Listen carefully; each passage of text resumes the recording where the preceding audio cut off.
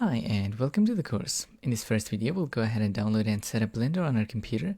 And to do so, open any web browser that you like and then head over to blender.org website. Now here on the home page, you'll see this download button. Just click on it and it's going to take you to the next page.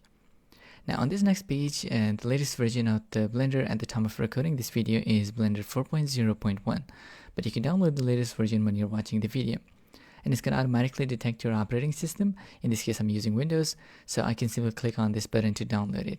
But I've already downloaded this, so I'm not going to download it again. You can also click on this dropdown, and you can download this portable zip version if you don't want to install this on your computer.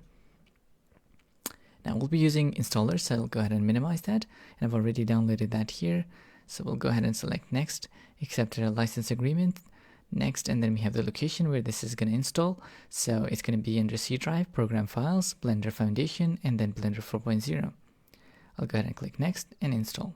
Now it's going to take a few seconds and then installation should be completed. Now that we have installation completed, we can go ahead and click on Finish and open Blender from our desktop by clicking on the shortcut. And when you open Blender for the first time, you'll be greeted with this quick setup window.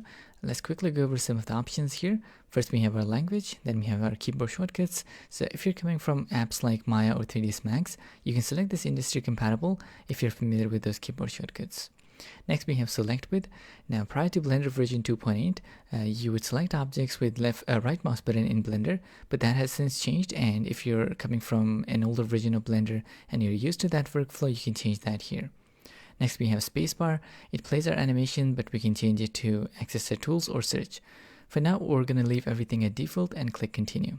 Now this is the splash screen of Blender, and every time when you open Blender, you'll see it.